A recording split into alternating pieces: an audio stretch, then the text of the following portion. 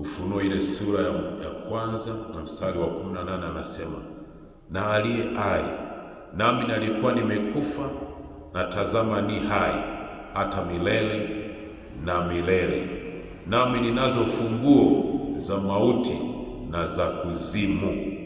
Bwana Yesu asifiwe. Huyo ni nani? Huyo ni Yesu Kristo.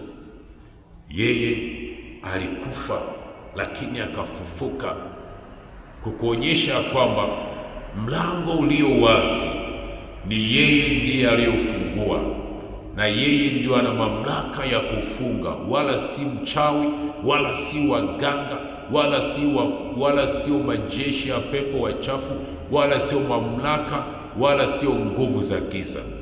Yeye ndio anao ufunguo. Anasema ninazo funguo za mauti na za kuzimu. Maana yake nini? Na funguo za uzima pia anazo, kwa sababu yeye ndiyo mlango wa kweli, yeye ndiyo njia ya kweli. Na amesema kwenye Mathayo ile 16:18, nitalijenga kanisa langu katika mwamba, wala malango ya kuzimu hayataliweza.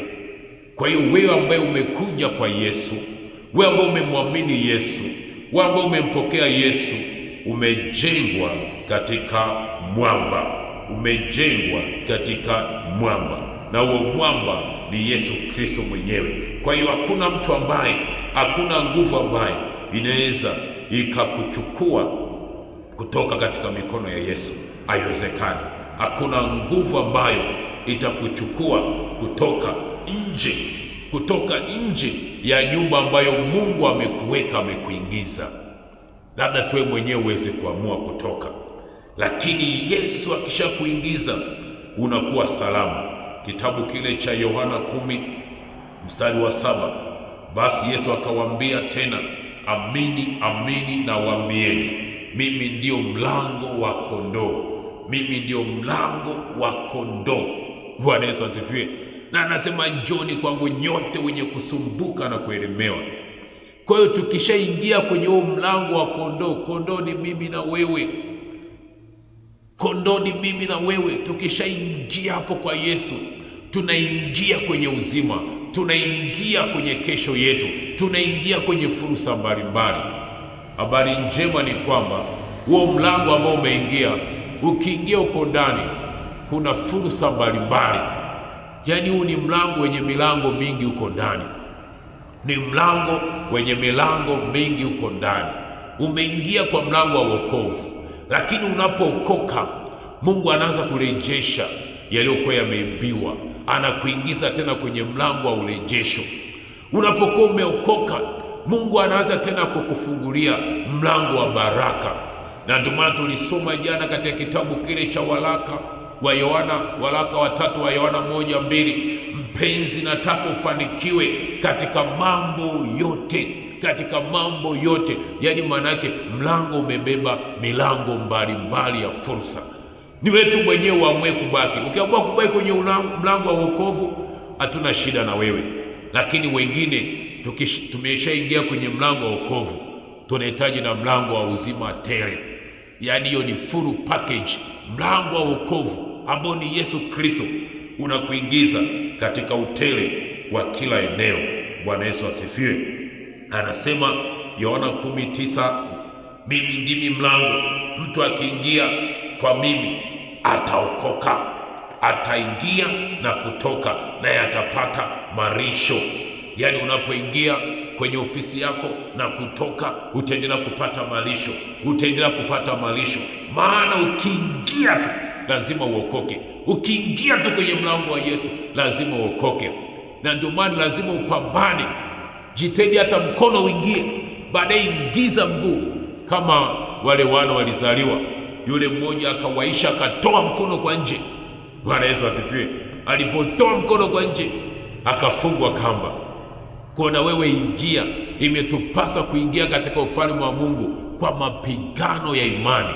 Kwa hiyo usichoke kupigana kwenye eneo ambalo Mungu amekuweka, hiyo nafasi ambayo Mungu amekuweka, huo mlango ambao Mungu amekufungulia. Endelea kusimama, kwa sababu iko siku ya kuokoka, wokovu wa roho na wokovu wa ushindi. kwa kila ambacho umekiombea, kwa kila ambacho unakitumaini. Bwana Yesu asifiwe. Endelea kufunga mkanda kama vile Ana alifunga mkanda alipojua tu kwamba mlango wa uzao upo katika nyumba ya Mungu. Hajatoka kwenye nyumba ya Mungu, hajaacha kwenda kwenye nyumba ya Mungu. Aliendelea mwaka baada ya mwaka, akaenda na mwaka ule alamu ikapiga ikasema, mwaka huu usikubali kutoka kwenye huu mlango bila baraka zako. Umeingia, lakini unapotoka kwenye hii nyumba, basi hakikisha umetoka na majibu yako.